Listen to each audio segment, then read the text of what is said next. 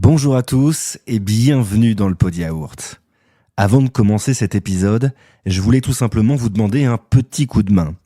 Comme vous vous en doutez, travailler sur ces épisodes prend du temps. Parfois beaucoup de temps.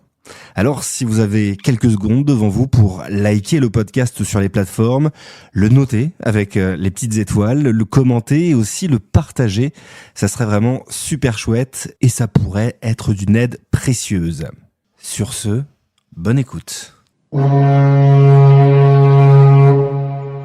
Bienvenue dans le Pod Yaourt, le premier podcast qui s'intéresse à toutes celles et ceux qui font le Havre, à toutes celles et ceux qui sont le Havre.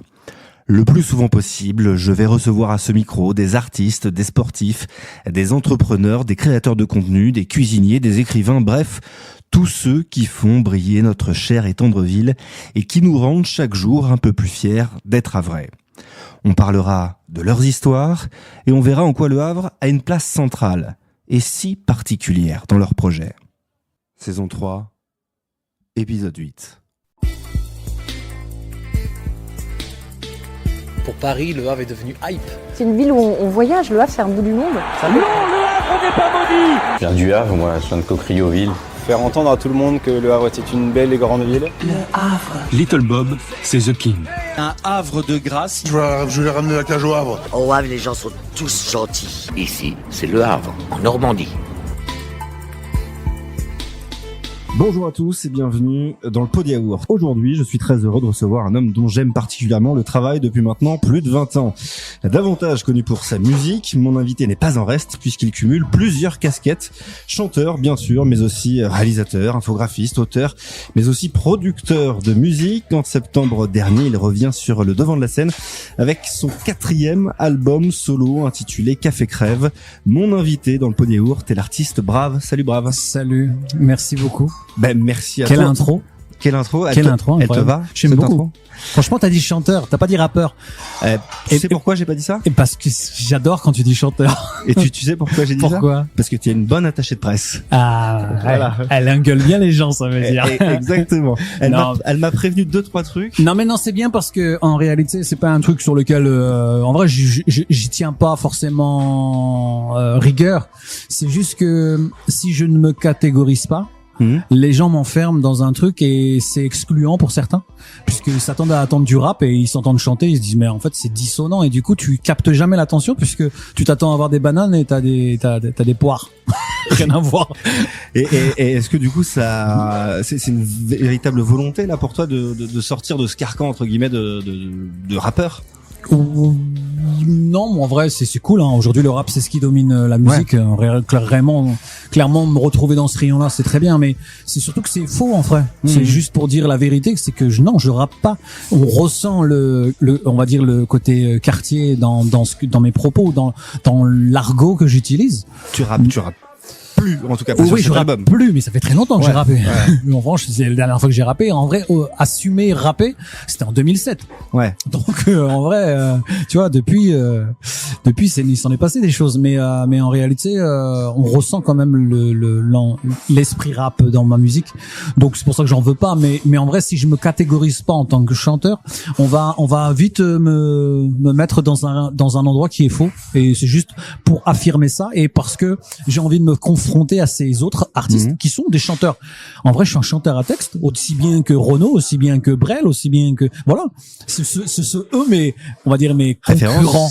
Mes concurrents, carrément. Eux. Okay. Donc voilà, j'y vais. Voilà. Mais en tout cas, voilà, Solène, ton attaché de presse a bien fait son boulot, donc je m'attache à te qualifier de chanteur. Avant qu'on commence plus intensément dans cet épisode, je voulais te dire merci. Merci à toi. Merci tout simplement parce que je ne sais pas si tu as écouté le générique de ce podcast. Tu es la première voix. À la première voix, oui. Voilà. Mais c'est une belle référence.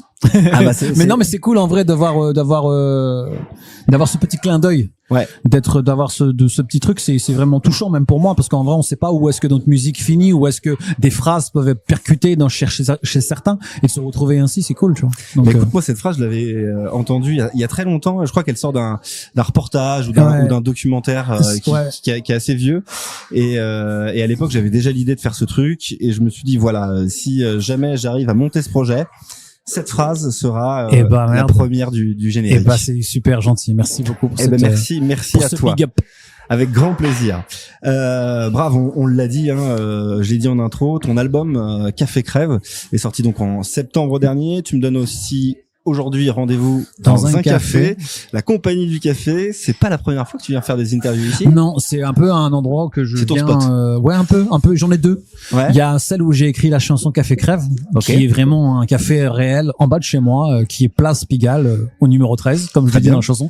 Et ici, c'est un peu, ici c'est plus des contracts, c'est le café de l'après-midi, tu vois, le petit fauteuil, le petit côté cosy. Ouais. Là-bas c'est plus café brasserie, tu vois, très parisien, très café quoi. Là c'est un peu plus détente, tu vois les gens travailler, ils sont sur l'ordinateur, etc. Ouais, exactement. Il y a des livres derrière toi, je crois, voilà, il y a des livres là-bas, donc c'est un peu de chill. Le café, c'est clairement une passion? C'est le Havre. Ouais, c'est le Havre. En réalité, c'est mon grand clin d'œil à la ville, c'est mon côté chauvin, ça. Ouais. En fait, c'est venu un peu pas par hasard, parce que je pense que je suis imprégné de ça. J'allais à Françoise de Grasse, donc il y avait les raffineries juste derrière, et quand ils dégazent, tu le sens le café, tu vois, à Chicago, ça sent le café de fou. Et en réalité, je me suis dit que ça m'a toujours, c'est un peu réconforté, tu vois. C'est le côté très attachant de cette ville. Et même à Bléville, il y en a un autre, il y a l'usine Le Gall à Bléville, je crois. Et du coup j'ai baigné un peu dans là-haut à côté de Gagarine, à côté de Gagarine, exactement. Ça sent le café quand tu passes à côté. Et du coup j'ai baigné dedans naturellement, et j'ai pas prêté attention, et quand je me suis dit tiens, j'aimerais avoir un album qui soit une sorte de photographie, quelle photographie je pourrais utiliser pour avoir une sorte de scène de théâtre forte.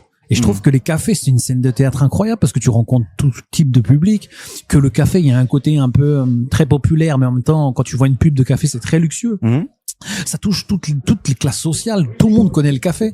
Et en fait, je me suis dit, c'est naturel. Et quand j'ai cherché à me rapprocher à côté pour avoir une sorte de projet, mais qui soit pas forcément que de la musique, parce que on découle le projet musical en capsule de café. Ouais. J'ai vu Le Havre, et je me suis dit, en fait, je l'ai depuis longtemps, cet album en moi, et quand il suffisait juste d'aligner tout, et voilà, et c'était très naturel. Et Café Crève, le jeu de mots, évidemment. Celui-là, tu le trouves comment? Bah, je le trouve, je sais plus, je pense que il y avait une lettre qui fonctionnait pas sur un néon d'un café. Ouais. Et je me suis dit, c'est incroyable. Ok, donc le M. C'est ça, le M, les pieds qui buggaient un peu, et du coup, je me suis dit, c'est incroyable. Café Crève. Ouais, et ça correspond plutôt pas mal dans le style de musique. Je trouve que c'est cool. En fait, il y a quelque chose de fort. Ouais. Dans un café brut, tu vois, un café, c'est fort en réalité. Mais il y a un côté très réconfortant. C'est quelque chose que tu prends le matin pour te réveiller, ou c'est quelque chose que tu prends pour te rassurer après un repas, après. Il y a tout ça. Donc, le café, c'est un moment convivial, et le crève, c'est la brutalité de tout. C'est c'est une sorte de claque matin, tu vois. Une claque le matin. La brutalité dans ton album. Ouais. Une grande place. J'appelle ça c'est du violon doux. Du violon doux, d'accord. Du violon doux. Qu'est-ce que le violon doux? C'est des choses l'aspect est violent. L'aspect est violent. Les mots sont violents. C'est brutal. Ça te crée quelque chose de très,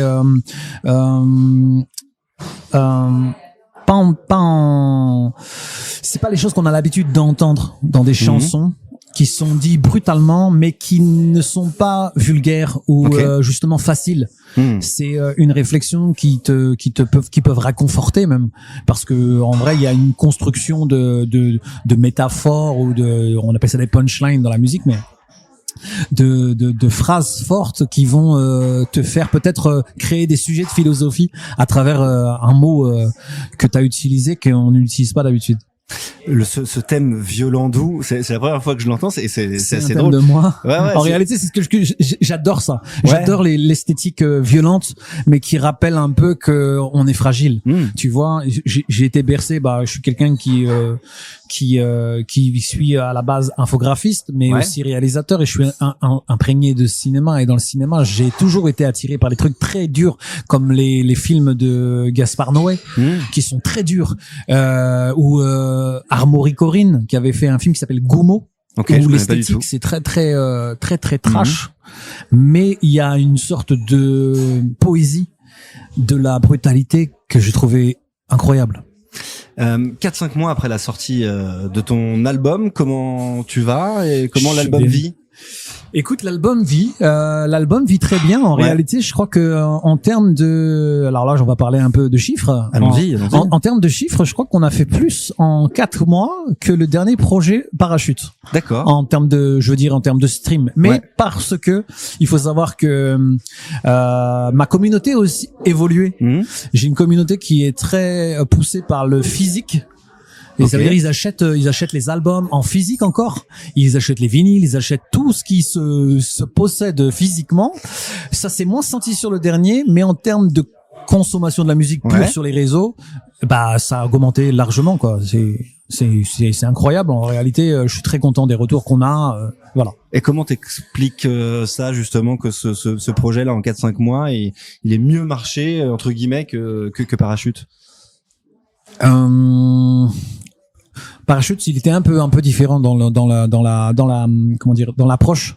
Je sortais de maison de disques, ça faisait 2 ans que j'étais en maison de disques, donc les gens ne m'attendaient pas forcément. Et j'ai annoncé un album pratiquement aussitôt la sortie de contrats légaux, on va dire. Et il est sorti sous un crowdfunding. Parce que t'étais obligé de sortir un truc? Non, pas du tout. Non. C'est au contraire, j'en ai fait exprès puisque j'attendais d'être sous cette forme de label pour pouvoir travailler musicalement avec eux. Et du coup, c'est une période qui a été creuse parce que ils attendent. Enfin, ils travaillent à l'envers aujourd'hui. Les maisons de disques, c'est un peu regrettable parce qu'ils attendent une sorte de buzz d'un artiste pour sortir un projet. Ok. Moi, je viens d'un monde où on sort des projets jusqu'à ce qu'on ait du buzz. Ouais. À l'ancienne, quoi. À l'ancienne, tout à fait. En fait, joue un match. Il y a rien de pire que de rester sur le banc et de regarder les autres jouer. Exactement. Joue le match, même si c'est moins bien et que tu te sens moins bien, crée quelque chose. Parce que quand tu regardes derrière toi, t'es moins frustré. Et pendant cette période de signature, ça a été vraiment une période incroyable pour moi. Je me suis senti quand même frustré parce que je pensais que j'étais arrivé. Sauf que, non, en réalité, je suis pas arrivé du tout. Au contraire, on m'a remis en doute. Et, on a quitté ce label. On a réussi légalement à quitter puisqu'au bout de 1 an et demi et quand au bout de 2 ans, on ne propose pas de sortie d'album concrète, légalement, ton contrat, il est caduc. Puisque dans ton contrat, il était stipulé qu'au bout d'1 an, on devait sortir un album. Moi, j'ai tout prêt, les gars. J'ai voilà les morceaux. On fait quoi maintenant? Et du coup, on a cassé ce contrat. Et une fois que je suis quitté, que je suis retourné un peu à la maison, j'ai sorti un album pour leur dire. Vous voyez? Et ça a été un album incroyable parce que c'est un album qu'on a fait en crowdfunding, donc ce projet Parachute, qui a été financé à 400%. Ok, et donc, énorme. c'était pratiquement 80 000 €. C'est incroyable pour ce pied de nez, il a été incroyable. Et c'est hyper gratifiant de recevoir autant d'argent, autant d'amour pour un projet. Je pense que le public a été pris par le documentaire qu'on a sorti, donc qui s'appelait Parachute.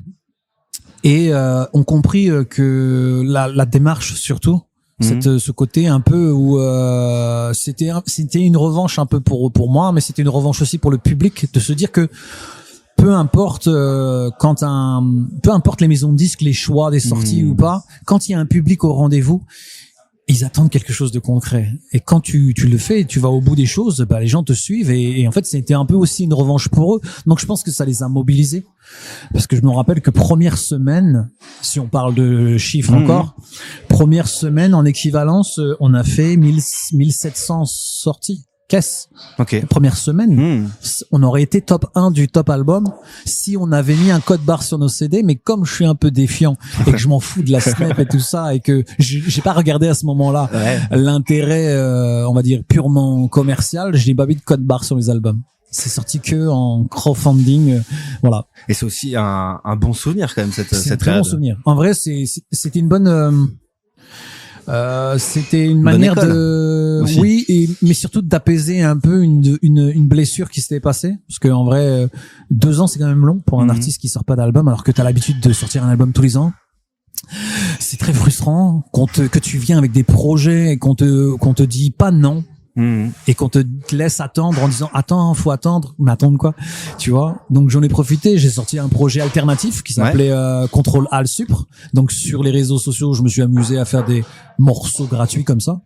Et à côté de ça, j'ai sorti un truc qui s'appelait Novlangue, c'est un projet entier en vinyle avec des covers qui ne sont pas des covers, c'est une reprise de Michel Berger, mais comme si Brave l'avait écrit. Et j'ai tout réécrit et je me suis tapé un Aya Nakamura, ODD de PNL que j'ai repris, j'ai refait. Et je me suis amusé à faire ça. Pour revenir, Brave, à Café Crève, tu parlais de l'album là qui vit. Il vit presque depuis même 2 ans puisque t'as sorti un single Plus d'amour en septembre 2023. Tu me dis si je me trompe. C'est ça. Plus d'amour, une de mes chansons préférées de l'album. Plus d'amour, toi. Ouais, c'était une de mes questions. On dit plus d'amour ou plus d'amour? Parce qu'à la fin de la chanson, c'est la richesse de la langue française qui m'a. En fait, c'est pour ça que je l'ai appelé comme ça parce que c'est une manière de voir comment les gens l'interprètent. Puisque le son est très sombre, on va pas se le cacher. Il est très dur, il est très brut pour le coup. Mais il y a tu peux dire plus ou plus. Parce qu'à la fin tu dis plus d'amour sur la dernière phrase. C'est vrai. Si tu t'arrêtes à mon texte, mais du coup la phrase est complètement à l'opposé dans ce que je dis.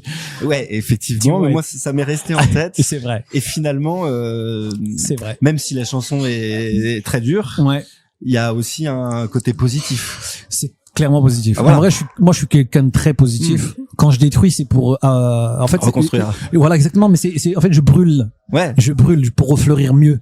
C'est juste que je me suis trompé. C'est pas grave. Viens, on brûle tout. Et je suis un peu cette philosophie là. Viens, on se débarrasse de ce qui nous fait mal et on fait quelque chose de nouveau. Tu vois. C'est comme des fois on comprenait pas quand j'ai fait plein de morceaux et des fois il y a des morceaux que j'aurais pu attendre pour les sortir. Mais en fait, viens, on se débarrasse. On en fait d'autres. J'ai pas envie d'attendre, ou des fois je donne des titres qui sont cool, je pourrais les garder pour moi et me dire tiens celui-là en tant qu'auteur. Oui, en tant qu'auteur. T'as écrit pour d'autres artistes. Du coup je m'en débarrasse parce que ça chez moi ça crée une sorte de complaisance ou quelque chose dans lequel où je crée plus. Ouais. En fait, je vais de l'avant et quand je sais qu'il y a des choses de côté, ça c'est bien, j'ai plus besoin d'écrire. Alors que quand j'en ai plus, je me mets en urgence et je réécris des nouvelles choses et du coup, je puise dans des nouvelles choses que j'avais jamais vues. Voilà. Et donc plus ou plus d'amour. Voilà, qui a été choisi pour un peu illustrer qui était le premier titre du projet. Pourquoi avoir sorti ce titre-là particulièrement? Parce qu'il y a urgence. Parce que c'est un peu une sorte de bilan. J'adore commencer un album avec un bilan un état des lieux plutôt, un état des lieux de où est-ce qu'on est contextuellement, essayer de resituer notre position dans le monde. Parce que l'époque est très dure, parce que tout autour de nous est très brutal et j'avais besoin d'un morceau qui soit un peu cette bio de mon état des lieux, de ma vie actuelle. Un constat aussi sur un constat clairement. Constat, clairement. Et quel constat justement tu fais? Je crois que j'ai tout dit dans le morceau. Non, enfin, j'ai dit seulement des choses qui sont sorties sur le moment. J'ai encore plein de pensées, mais je te dirais que j'avais besoin de le sortir de cette façon à ce moment-là. C'était un morceau que en réalité j'avais déjà écrit il y a un moment. J'aurais dû le sortir en début d'année. Ok.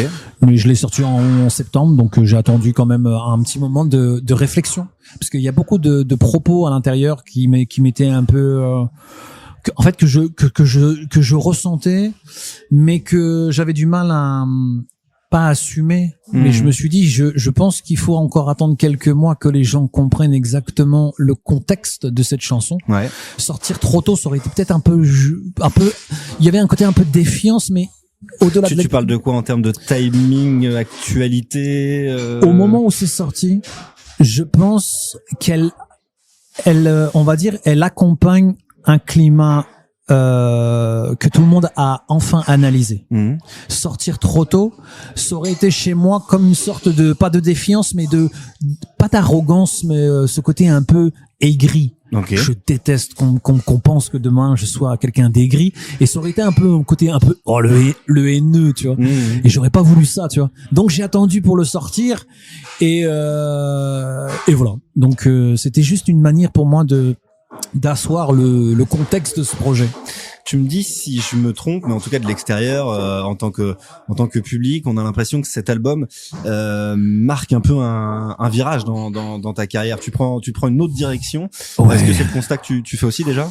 On va dire que j'ai fait ça toute ma vie. Ouais, en vrai, je fais du drift. Moi. Ouais, voilà, c'est ça. Je fais que des virages à gauche, à droite.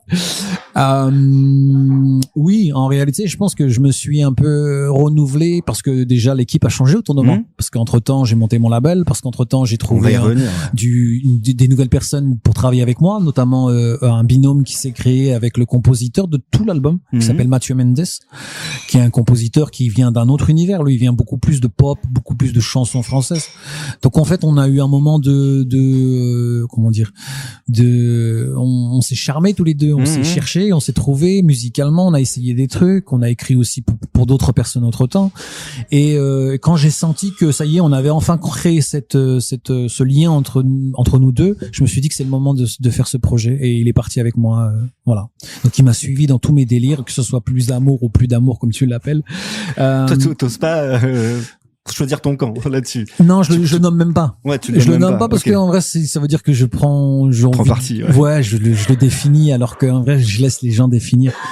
C'est un peu une vision poétique de la chose. Définissez vous-même le thème, mais vous allez comprendre que moi, en tout cas dans le morceau, je suis déjà tranché, mais voilà, donc oui, il y a peut-être que ce projet a été fait de A à Z par la même personne qui a une autre vision de moi, et qui a apporté aussi sa pierre à l'édifice, et qui fait que il présente Brave aussi sous une autre forme. Donc c'est peut-être ce petit virage qui n'est pas très loin en vrai. Non. Et cette nouvelle forme de toi, elle te plaît, elle te correspond là aujourd'hui, à l'instant T? Totalement. Ouais. Oui, totalement. Je fais pas les choses que je n'aime pas. En vrai, je suis très dur à forcer. Ouais. Tu vois, c'est très dur de me faire changer d'avis quand je le sens pas. Il y a eu ça durant l'album.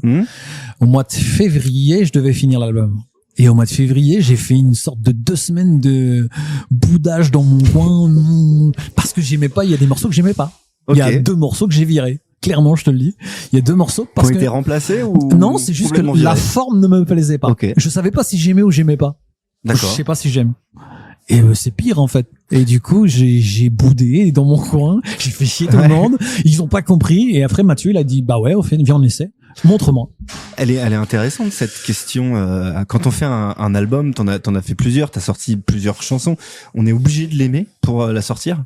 C'est mieux quand même. C'est mieux. Mais je travaille avec en fait. Tu sais, peut y avoir, je sais pas moi, des producteurs qui te disent non mais attends, tu te rends pas compte, mais ça va être un carton. Tu vois, tu l'aimes pas. Sauf que là c'est moi le producteur. Là, c'est pas le producteur. Et du coup, oui, il y a eu ça. Il y a eu ça sur un titre. Il y a ça sur un titre où en fait, je savais pas si j'aimais pas. Du coup, un jour je l'aime, un jour je l'aime pas. Et j'ai fait confiance à mon équipe qui m'ont dit, fais-nous confiance. Et c'est un peu le veto que j'ai laissé sur une chanson. Ok. Mais toutes les autres, c'est clairement moi qui ai voulu cette direction-là, comme ça. Après, la forme, ça change un peu, mais c'est juste des avis. Tiens, on devrait peut-être accélérer, ralentir, enlève, il y avait des éléments, des voix, vas-y, enlève les voix, il y a trop de voix. C'est juste des détails, là. Ouais. Là, on parle vraiment de micro production. Ouais.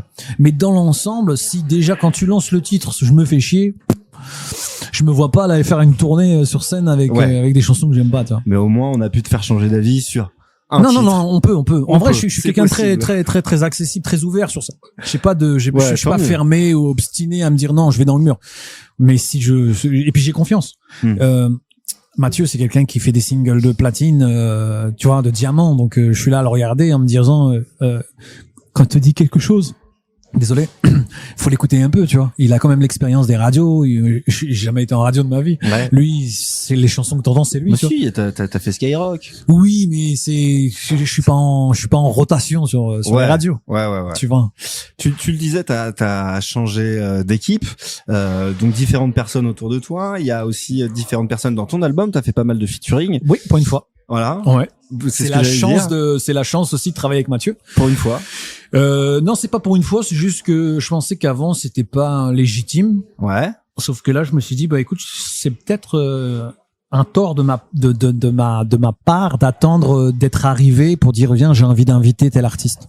Je côtoie des artistes tous les jours en studio puisque j'écris pour les autres, et du coup je les côtoie, je les vois, et là c'est peut-être à moi aussi de les mettre en évidence. Donc il y a des artistes qui m'ont rendu un peu l'appareil, comme Youssef Swat qui apparaît sur un titre, mais comme Shaim, qui sont des artistes déjà installés que tout le monde reconnaît, avec qui j'ai collaboré déjà, et puis des artistes qui sont moins connus mais qui sont importants à moi de faire cette mise en avant, quoi. Donc, c'était le but au départ sur la construction de cet album, en tout cas de le partager avec d'autres artistes. Ou alors c'est venu un petit peu comme ça. C'est venu, non, c'est que des fois il y a des chansons que je me vois pas faire 3 minutes que moi. Ouais. Parce que le sujet est cool, j'ai envie de le traiter, mais peut-être qu'on va se faire chier si je suis trop long, tu vois, trop bavard. Non, mais des fois une autre personne, ça va amener une sonorité, tu vois. Par exemple, Chaim est venu interpréter le titre, mais c'est moi qui l'ai écrit entièrement, donc j'ai écrit sa partie. Mais elle est venue interpréter sa partie, et du coup, comme t'as 2 voix, tu t'ennuies moins, tu vois. Alors que si je l'avais chanté tout seul, peut-être que ça aurait été plus long. Tu vois, c'est juste ça. Et puis il y a des trucs naturels comme Ludovic Louis qui joue de la trompette, qui est un artiste du Havre. Exactement. Voilà. Donc c'était une manière à moi de lui dire, je pense à toi parce que on vient du même endroit, qu'on a une carrière qui commence à être longue même pour lui. Sauf que lui était parti très aux États-Unis et il a joué accompagné des grands noms de la musique comme Lenny Kravitz, etc. Exactement.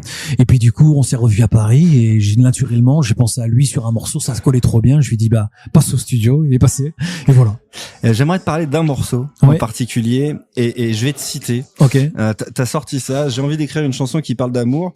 Celui qui me brûle depuis des années et qui donne envie de prendre des risques. La musique. Youssef et son parcours, le mien, les sacrifices. Je nous vois comme des supporters de Liverpool, prêts à prendre la pluie, à chanter en chœur dans le froid et par amour.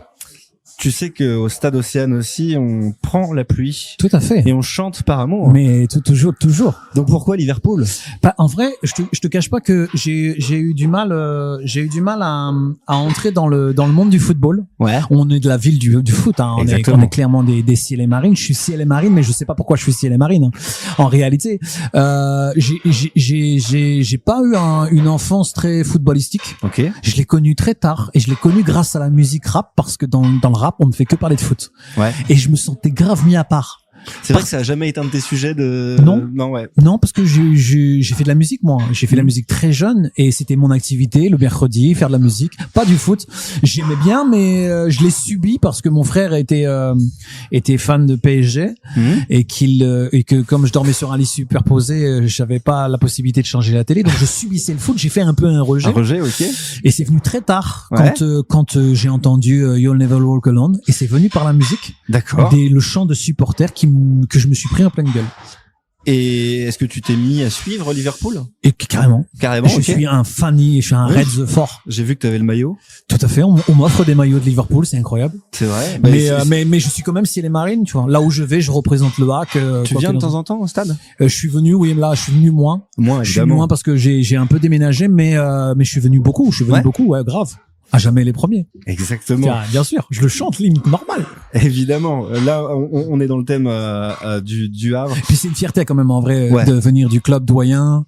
Et tu vois, c'est un peu notre pied de nez parce que quand je faisais des tournées en France, souvent on me demande d'où est-ce que je viens, donc je viens du Havre et je disais le HAC, tu vois. Donc même si on était en bas de classement, les gens disaient respect quand même les gars, tu vois. Bah oui, si Marseille nous critiquait pas, vous aurez pas de foot si on n'était pas là les gars, tu vois. C'est vrai. Et moi on me dit 2 choses quand je dis que je viens du Havre. On me dit la puissance du port du Havre, alors pas grâce à la chanson de Medina à la base, mais grâce à Michael Youn, à la chanson d'Alphonse Brown. Tout à fait. Il y a quelques années. Et on me parle du HAC. Tout à fait, le HAC. Voilà. C'est incroyable le HAC. Je trouve que l'histoire même du club, elle est incroyable. Que, en fait, c'est pas rien, c'est pas anodin. C'est quand même l'essence d'un sport très populaire en France, parce qu'on est quand même un championnat qui est fort, tu vois. Exactement, un des 5 championnats majeurs, ouais. Et du coup, faut savoir que c'est né chez nous, c'est trop stylé. Tu vois, l'histoire du maillot, elle est stylée. L'histoire de la ville, elle est stylée. La création du club, tout ça. Et voilà, c'est quand même un patrimoine fort, tu vois. C'est comme la musique rock. La musique rock est née au Havre. Exactement. Tu vois, elle est arrivée. Franklin. Elle est grave. Et moi, j'ai de la chance parce que quand je faisais les concerts appartements, j'avais un musicien qui s'appelle Dominique Comon. Qui m'accompagnait sur scène et qui, lui, membre des City Kids. Donc, c'est l'histoire du Havre qui venait avec moi en concert tous les jours. C'était incroyable. On le comprend, à cette ville, tu es très attaché. Ah non, cette ville est trop importante pour moi. En vrai, là où je suis, je représente le Havre. Rien que dans mon accent, des fois, on pense que c'est belge, mais c'est un très nord. Quand je dis, c'est vrai que quand- t'as pas trop l'accent vrai. oh, je dis dehors, hein. Ouais. Le peur, hein. Le peur. Ah, le peur fort. Le parfois, Le peur, hein. Il repleut, hein. Ouais, il repleut. Il Ok. repleut fort. Donc si on reste un peu trop longtemps tous les deux, il peut revenir Normal. voilà, Normal. tout de suite. Mais ouais, cet accent pour l'instant tu l'as pas de ouf. Mais il est quand même Mais il est proche. quand même là. Il est proche parisien. Ouais. Il y a quelques mots. Et après, j'ai peut-être aussi, par mimétisme, comme j'écoutais beaucoup Brel, je bouffe, je rajoute des R dans mes mots. Ah donc d'où l'accent belge Tout de à temps fait. en temps. Ok. Mais c'est cohérent avec le Ouais. Havre parce que Saint-Adresse est belge. Et Donc, du coup, évidemment, je suis très cohérent avec ma ville. évidemment, Tout à fait. toujours un point de ralliement. Tout à fait. Fort. Donc t'es né au Havre, Je suis né au Havre. t'as grandi au Havre. Tout à fait. Je Et suis né à aujourd'hui- Pierre-Janet. C'est pas vrai. Et je te jure parce que, Il y avait une maternité à Pierre-Janet. eh ben, écoute, l'hôpital était en travaux. Ouais. Ma mère a accouché à Pierre-Janet, donc à l'hôpital psychiatrique. Ok. Et voilà. C'était les travaux de l'hôpital. Et donc sur ta carte d'identité, bah non, il y a plus marqué. Non, je crois que les non, maternités maintenant. non, je sais plus ce qu'il y a écrit, mais en tout cas, je crois que est-ce que c'est pas dans le livret de famille?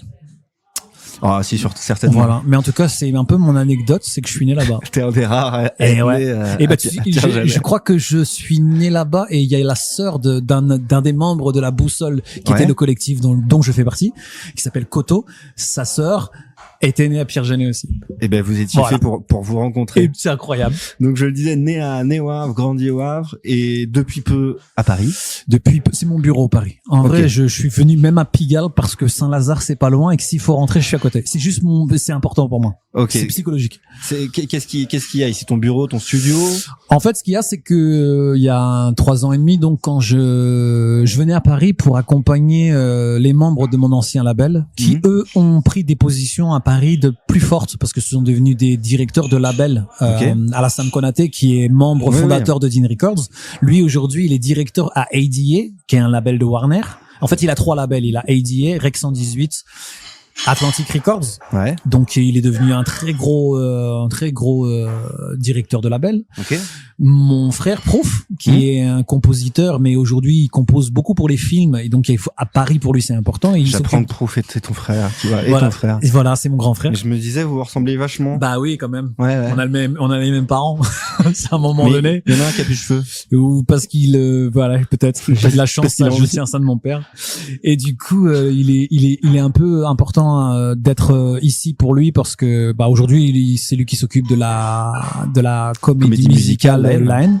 Que je suis allé voir dimanche dernier, incroyable. Bah voilà, avec Alivor qui vient du Havre. Avec Alivor, Qui exactement. est un ancien incroyable. membre du label. Mhm. Rémi Corduan qui était notre tourneur et celui qui est aujourd'hui travaille à Live Nation. Enfin, Live Nation ont un bureau qui s'appelle Nueva. Et c'est Rémi le directeur.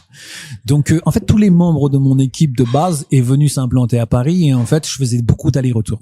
Jusqu'au jour où je me suis dit putain je paye plus cher de loyer que d'aller-retour Paris parce que en vrai le train à 37 balles là aller-retour c'est 70 balles hein. Ouais, c'est ça. Pour rester une journée.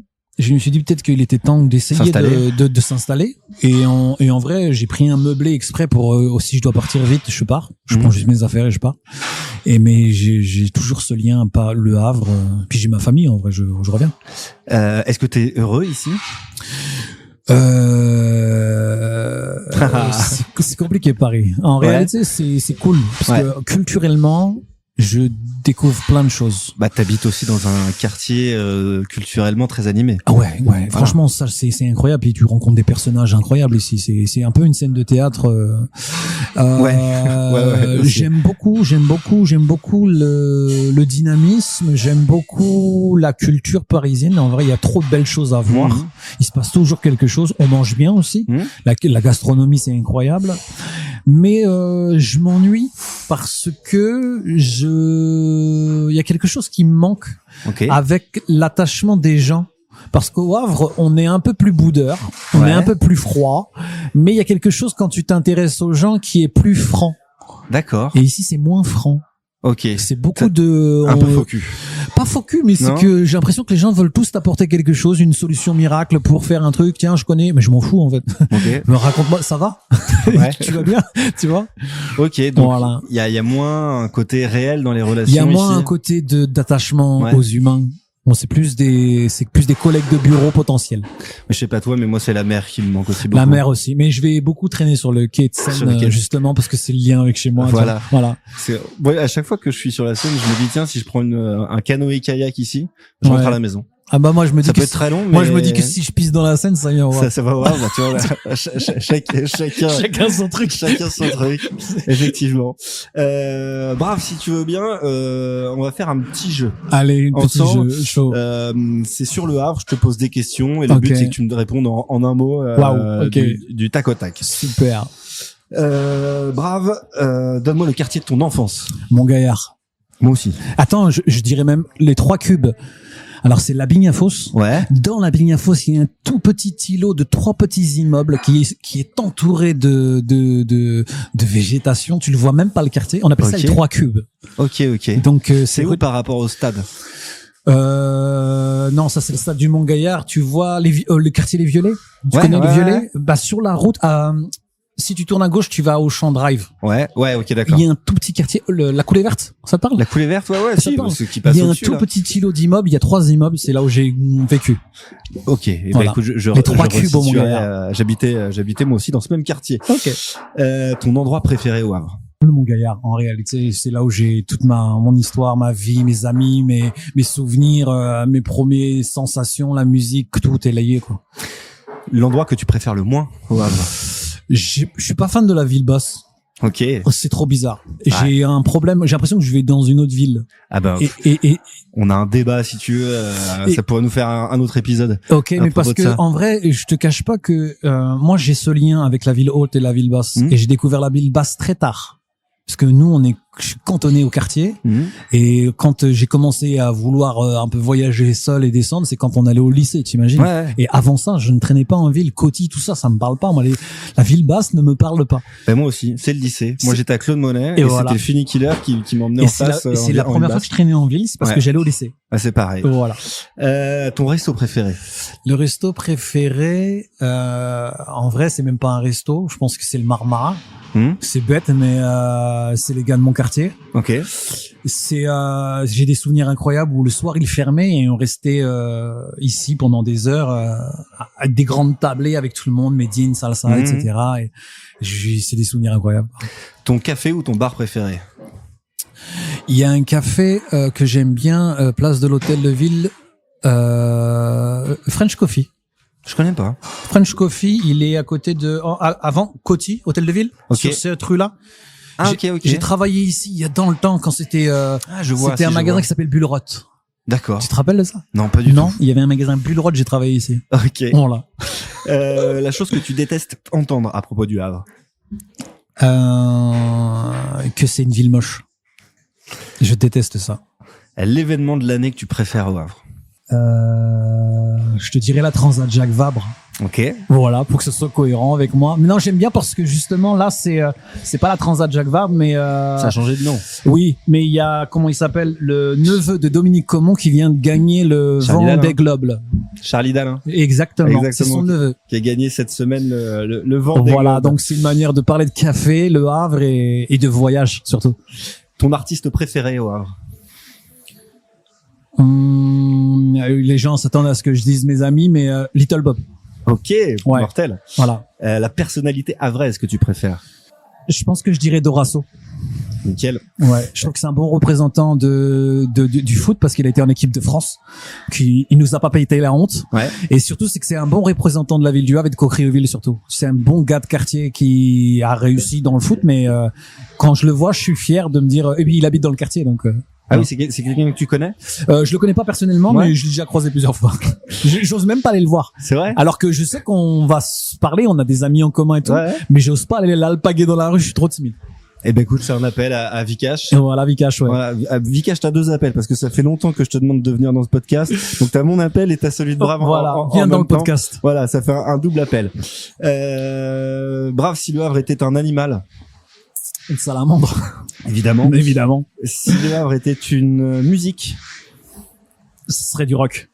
Il y a pas à chier en vrai, même si c'est vrai que nous on fait partie de ces personnes qui avons fait du Havre aussi une ville rap. Ouais. En réalité, notre label a créé ce point sur la carte qui aujourd'hui le Havre est reconnu comme une ville de rap. C'est comme une ville de rock. Et ça, en vrai, j'en suis fier, même si c'est pas la musique que je pratique. C'est une musique qui est importante pour la ville, quoi. Je trouve que ça va bien dans le caractère anglo-saxon. Ouais. Ce côté pays de brouillard, ça va trop bien ensemble. Et si Le Havre était un film? Coup de foudre à Notting Hill. Ok. Voilà, chercher un film anglais, mais un film que j'aimais bien, voilà. Eh ben écoute, pourquoi pas Coup de foudre au Havre avec Coup de Julia foudre Roberts. fort. LH City fort. ça pourrait être mortel. Bref, tu en parlais tout à l'heure. Tu as monté ton propre label après minuit. Ça y est, maintenant tu voles de tes propres ailes. Pourquoi en arriver là maintenant? Je pense que c'est la suite logique pour un artiste en réalité. C'est une sorte de continuité dans ce que tu fais. Tu peux pas. J'ai été artiste toute ma vie. J'ai été accompagné toute ma vie par des personnes qui m'ont appris le métier aussi. Et t'as les connaissances nécessaires, je l'étais déjà en réalité, parce que même sur mes précédents albums, j'étais en coédition, mais j'étais en coprod. J'apportais une partie graphique, le studio qui était géré par le label, c'était la partie phonographique. Donc moi, j'avais déjà une dimension d'investir sur moi-même dans ce projet. C'est juste que là, je me suis dit que ce serait plus facile si c'était moi qui déterminais la direction directe, parce que quand on fait partie d'un label avec des personnes qui prennent des risques sur nous, c'est aussi il faut convaincre, et des fois c'est pas forcément la même vision. Ouais, bien sûr. Et du coup on s'épuise à convaincre des gens qui sont convaincus, mais qui et du coup je me suis dit c'est peut-être une manière pour moi d'enlever ça, et puis de te sentir plus libre. Ouais, et puis j'avais pas envie de faire prendre aux autres des risques que j'aurais pas pris moi. C'est facile d'être artiste dans un label et de dire vas-y, je vais faire un album qui s'appelle Café Crève les gars. Mais c'est pas moi qui produis. Ça veut dire que oui, là du coup, je fais attention à tout. Je fais attention aussi à comment on va réinvestir, le marketing, qu'est-ce qu'il faut faire, ce qu'il faut prendre. Donc ça t'oblige à être plus rigoureux. Ouais, plus vigilant aussi. Plus vigilant. Là où des fois en fait, je suis plus détendu, et parce que c'est pas moi la responsabilité. Donc c'était une suite logique. Et pour ceux qui ne savent pas, qui nous écoutent, qu'est-ce qu'un label? Un label, il y a deux parties dans un label. Il y a la partie de production et une partie édition. Donc les éditions, c'est un peu les droits d'auteur, c'est tout ce qui correspond à l'exploitation de ta musique ou aux protections de tes droits intellectuels. Ça veut dire que demain ma musique se retrouve dans un film, donc il y a forcément des gens qui doivent gérer cette transition. Ils peuvent pas se servir de ma musique comme bon leur semble. Il faut qu'ils demandent des autorisations. Donc ça, c'est une partie un peu éditoriale. Et la partie production, c'est la plus importante en réalité, parce que c'est pour savoir avec qui tu vas travailler en studio, pour savoir quel compositeur tu dois appeler, parce que tout ça ce sont des frais, et c'est la partie production qui s'occupe de ça, de savoir dans quel studio tu vas enregistrer, le mix, tu veux mixer avec tel ingénieur, mais il faut que ça fasse partie d'une sorte d'enveloppe globale, donc c'est plein de choses à savoir. Il y a un peu une technique, surtout en indépendant, t'es obligé de trouver des bricoles pour pouvoir globalement avoir un projet cohérent du début à la fin. C'est pas on commence à mixer avec je dis n'importe quoi, donc avec Mathieu, là j'ai de la chance parce que la partie coproduction avec Mathieu elle est 50-50, donc c'est très cohérent, c'est mixé par la même personne, c'est composé, produit par la même personne, donc même si les chansons sont différentes, il y a quand même un fond qui est important, un confort d'écoute quand t'écoutes globalement le projet. Et ça, c'est important. Et le but d'un label, c'est aussi d'inclure d'autres artistes. D'inclure. Pour le moment, voilà. je suis exclusif sur moi-même. D'accord. J'apprends le métier à travers moi. Ok. Voilà. Mais donc, le but, c'est plus tard. Plus tard. Okay. Là, cette année, je pense que je m'attaque à la partie éditoriale. Ok. Donc, accompagner des artistes en édition, c'est quelque chose que je suis capable de faire actuellement. La production, ça demande plus de rigueur, parce que là, en fait, producteur, c'est celui qui injecte les fonds.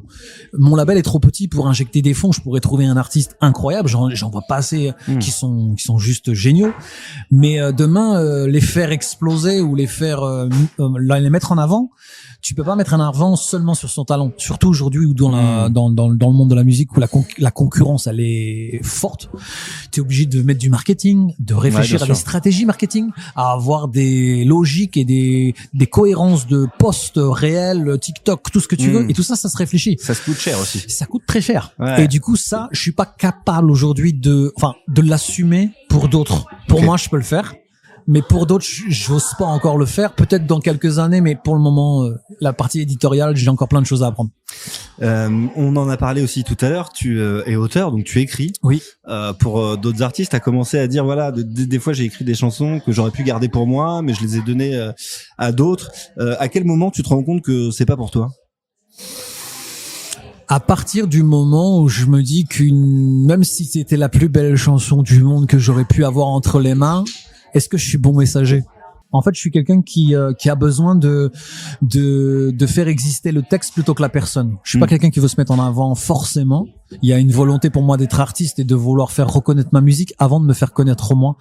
Donc c'est là où un peu ces dissonances des fois sur des choses où j'ai pas besoin de me mettre en avant en fait. Moi dans mon monde secret un peu, on me voit pas trop, ça me va très bien. Mais j'ai besoin que ma musique elle rayonne et demain que ce soit mes mots dans la bouche de n'importe qui tant que la finalité, c'est que c'est le plus grand monde la chante, c'est ça. Et quand tu écris une chanson, enfin, comment ça se passe? Est-ce que c'est, tu te dis bon, je vais écrire quelque chose pour un tel, une telle, ou alors c'est l'inverse? Tu as écrit? C'est un peu là où je travaille beaucoup maintenant. Avant, j'écrivais des chansons pour moi dans la bouche d'un autre. D'accord. Donc ça restait du brave et des fois quand même il l'interprétait, les gens savaient que c'était moi qui avais écrit sans le dire. Bah après parce qu'on le sait aussi. Tu vois, moi j'ai écouté hier la chanson que t'as écrite pour Big Flo et Oli et LEJ. Ouais. Maintenant, comme je le savais et que je l'avais lu. Oui, il y a du brave dedans. Ouais, mais du coup, mais sinon je suis pas sûr que je l'aurais su. Ça c'est la transition, je crois. Parce que à partir de ce moment-là, je me suis rendu compte que il faut pas que j'écrive comme si j'étais brave à travers un autre. D'accord. Il faut que je me sois en fait, faut que j'épouse parfaitement la personne. Et quand j'écris un projet comme We Dad, je suis content que les gens puissent chanter sa chanson Casa, alors que j'ai jamais mis les pieds à Casa de ma vie. Tu vois, et la chanson est cohérente avec elle et du coup on ne sait pas que c'est moi qui ai écrit et ça me plaît en fait parce que la chanson il fallait que je fasse un hymne à cette ville que je vais visiter bientôt j'espère mais je trouve ça incroyable, c'est encore plus beau. Je voulais te parler aussi d'un autre projet, un projet que tu as réalisé il y a une dizaine d'années et qui résonne vachement aujourd'hui avec l'actualité, c'est ton livre de photos La Lune sans les étoiles. Ouais. Est-ce que tu peux nous parler de ce projet, comment c'est arrivé? C'est un accident. Okay. En réalité, à cette époque, c'était une période où j'avais mis la musique un peu de côté, justement avant de commencer ma carrière solo. C'est juste arrivé avant de commencer le premier album Souffrance, où j'étais totalement dans une dynamique de réalisation de clips. Et à cette époque, on m'a appelé pour faire un documentaire sur un groupe qui s'appelle Gaza Team. D'accord. Les membres sont originaires de Gaza. Ils sont arrivés en France il y a quelques années et je connaissais leur manager ou la personne qui s'occupait d'eux, qui les avait hébergés, et ils créaient des sortes d'ateliers musicaux pour pouvoir un peu propager ou du moins avoir une sorte de transmission culturelle à travers les textes, l'écriture, le fait d'avoir fui chez eux. Donc c'était tout ça qu'ils racontaient et il m'avait contacté parce qu'on se connaissait un peu et il m'avait contacté pour faire un documentaire sur leur retour en Palestine. Ok. Donc j'ai fait, je crois 6 mois avant, j'ai fait un voyage avec eux au Liban. Donc c'était le premier voyage que je faisais avec eux, c'était avant d'aller en Palestine, on est allé au Liban. Parce que le Liban aussi a une histoire très proche avec, c'est frontalier avec la Cisjordanie, mais c'est surtout que, il y a une histoire aussi là-bas. Donc on a fait ce premier voyage, on a commencé un documentaire, on l'a tourné, on a filmé, ça s'est super bien passé. Et on a été jusqu'au sud. À la base, on était il y a une ville donc qui s'appelle Tripoli, parce que quand je dis ça, les gens se disent c'est en Libye. Non, c'est aussi. Il y a un autre Tripoli. Il y a un autre Tripoli au nord du Liban. On a été à Tripoli. Ensuite, c'était le début des conflits avec la Syrie. on s'est fait rapatrier sur Beyrouth, sauf que moi, je suis un mec un peu sauvage. J'aime pas aller Beyrouth, c'est cool, mais c'est un peu Monaco, tu vois. Ouais. C'est pas mon pelop, quoi. Tu vois. Du coup, je suis allé moi dans les quartiers un peu plus reculés, où justement, c'est là où j'ai rencontré pour la première fois des réfugiés palestiniens dans des camps. Et notamment une sorte de ville construite un peu durant les années 80, si je dis pas n'importe quoi, c'est un quartier qui s'appelle Borj El Bajn. C'est un quartier de réfugiés palestiniens qui n'ont plus le droit de revenir en Cisjordanie parce qu'ils les ont fuis. Et du coup, c'est la première fois que j'avais cette rencontre avec eux. Et on a continué comme ça jusqu'au sud et on est arrivé à la frontière, la zone tampon qui est gérée par l'ONU, Casque Bleu, tout ça là. Et du coup, on s'est dit que dans 6 mois, on reviendrait, on irait de l'autre côté, en Cisjordanie. Et c'est né comme ça. Okay. Et quand je suis venu en Palestine, c'était une manière pour moi de rassurer mes parents qui étaient restés parce qu'ils ont une vision du conflit qui est très française. Ils connaissent rien, ils voient la télé, ils se disent c'est une dinguerie là-bas. Et du coup, c'était une manière pour moi de rassurer. J'envoyais sur des posts ma vie là-bas, quoi. Je montrais ce que je faisais, je postais. Et puis au fur et à mesure du post, les gens se sont rués dessus, je voyais que ça montait, je voyais que ça prenait, et je me suis dit mais je peux pas rentrer chez moi en France, me dire j'ai rencontré des gens qui sont dans une situation catastrophique, quand même j'ai vu des trucs fous, j'ai vraiment été partout, j'ai pas été à Gaza malheureusement, c'était déjà compliqué d'entrer, compliqué, mais j'ai fait toute la Cisjordanie, je suis allé à Ramallah, je suis même à Jérusalem, j'ai fait tout, et je me suis dit je rentre chez moi c'est cool, je vais mettre l'eau chaude, il y a l'eau chaude. Tu vois, je peux pas. Non. Donc du coup, je me suis dit, mais t'as vu toutes ces photos que t'as publiées au fur et à mesure. Est-ce que tu garderais pas ces photos et d'en faire un livre? Et c'est né ce livre. Et ce livre est arrivé dans une sorte de réponse, parce qu'en ce moment, au moment où j'ai annoncé ce livre, je l'ai fait en crowdfunding aussi. Il répondait à une attaque de l'État d'Israël, justement, qui avait lancé des bombes sur les enfants sur la plage. Tu te rappelles la famille Badr, je crois, c'est ça? Les enfants, il y avait 4 enfants qui jouaient, ils ont balancé une bombe sur la plage. Ok. Et il y avait il y en a tellement. Et du coup, ça répondait à ça. Ouais. Et en fait, ce projet a devenu une sorte de manière de militer ou d'apporter un soutien clairement dans une situation que je trouvais injuste. Et donc voilà, c'est né comme ça. De ce voyage, de cette expérience, du livre, qu'est-ce que t'en gardes, disons, après? Je crois que c'est mes voyages les plus... En fait, ça a été compliqué parce que rien que déjà, même au Liban, quand je suis allé au nord, à Tripoli, c'était la guerre. C'est vraiment étrange d'être dans une zone de guerre. Tu vois, j'ai entendu tirer, j'avais un monsieur qui a dormi avec moi. Omar, il s'appelait. Omar, il est venu dormir avec moi avec une Kalachnikov. Ok, donc c'est la première fois que je vois un mec avec une arme dormir à côté de moi. Donc tu te sens grave faible et impuissant. Parce que tu comprends pas. Moi, je connaissais le début du conflit, mais je suis parti, j'ai pas fait attention, moi, dans ma tête, que ça allait arriver jusqu'au nord du Liban, tu vois. Le consulat a eu peur pour nous a rapatriés.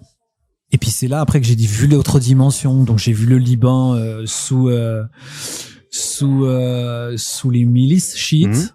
Ça t'a fait grandir? Ça m'a fait grave grandir. Je crois qu'en 1 an, j'ai transformé ma vision, le voyage, le fait de rencontrer les humains, le fait de voir les gens, de voir ce que c'est, parce que c'est facile là derrière la télé, on s'en rend pas compte de ce qu'est un conflit réellement militaire et toutes ces restrictions et tout ça. Quand tu le vois, tu le vis, tu le subis. Déjà, j'étais pas bien moi, mais ça crée beaucoup d'humanité en fait. Tu relativises sur plein de choses, tu vois différemment les gens, J'ai encore quelques questions à te poser avant qu'on arrête là. Deux, trois questions.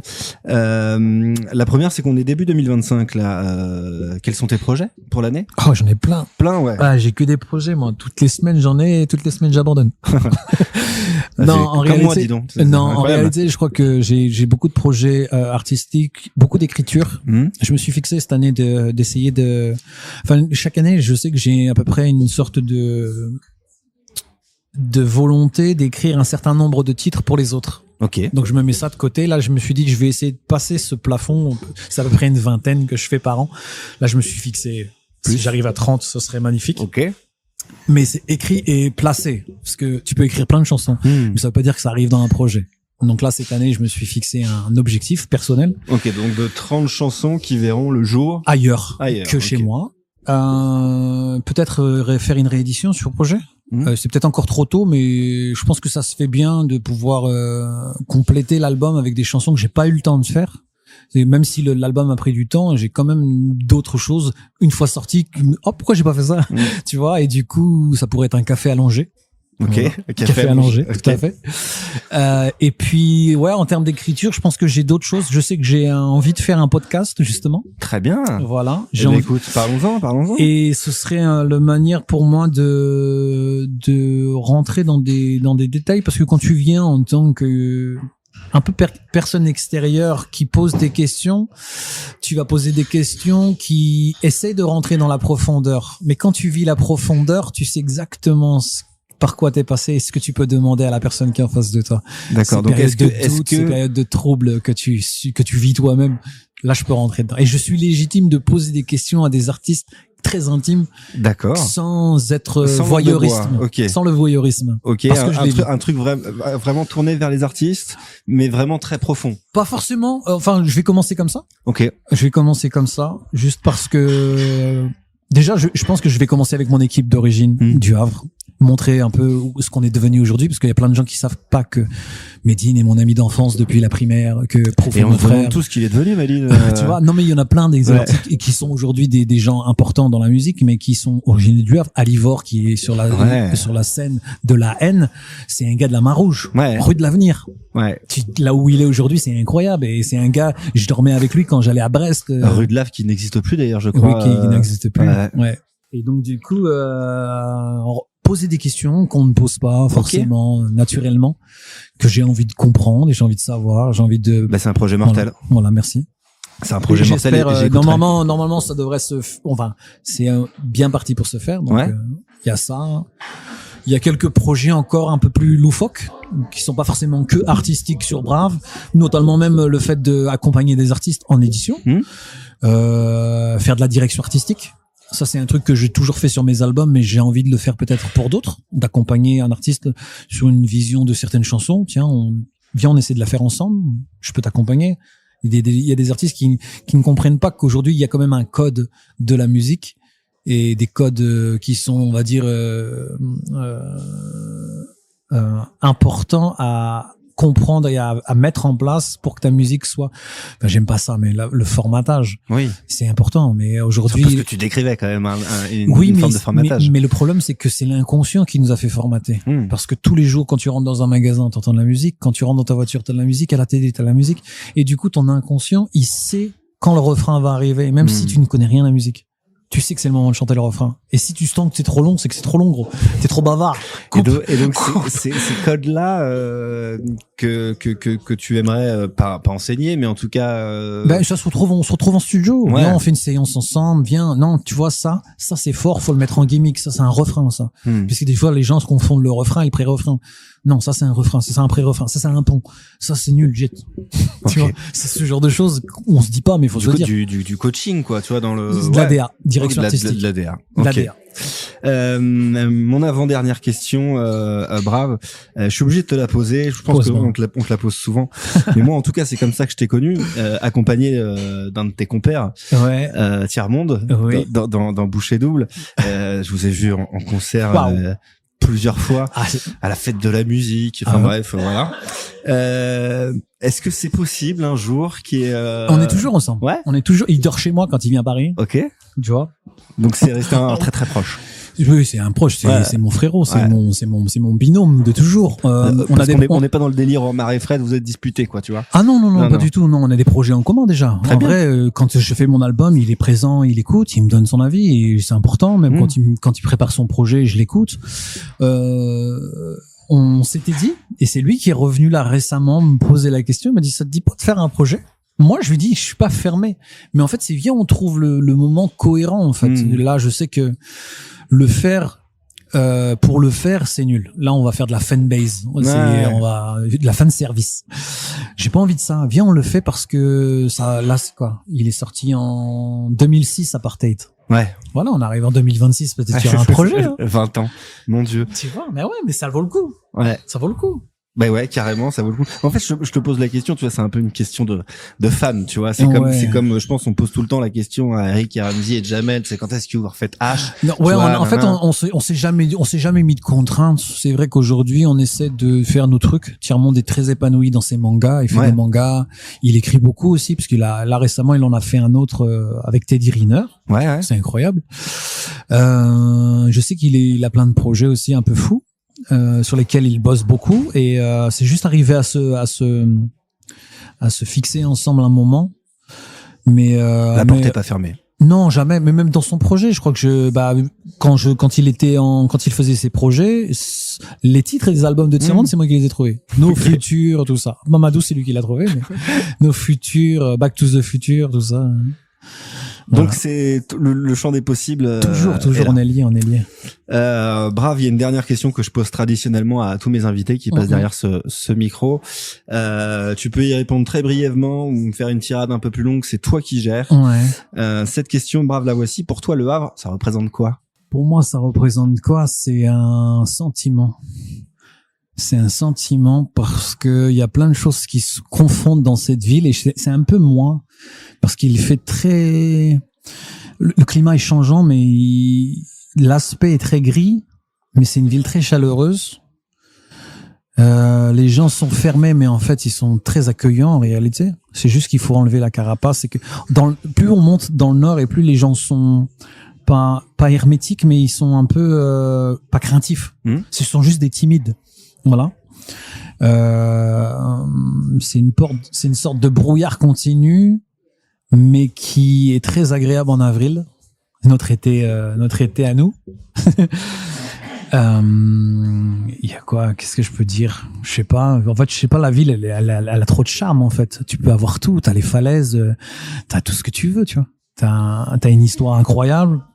La ville est très atypique. Pour ceux qui ne la connaissent pas, c'est une ville qui a été rasée pendant la guerre. Donc, quand elle a été construite, c'est tout droit. Tu peux pas te tromper. La gare, c'est tout droit. Je sais pas, c'est mon histoire. C'est un caractère. C'est une ambiance aussi. Parce qu'il y a une musique havraise. En réalité, quand tu écoutes, on a une culture de la musique havraise. Moi, je comprenais pas quand j'étais petit pourquoi les chanteurs anglais du Havre chantaient en anglais. Mais en fait, on est très influencés. On est très, tu vois, il y a un rap du Havre, il y a un rock du Havre. Tout à fait.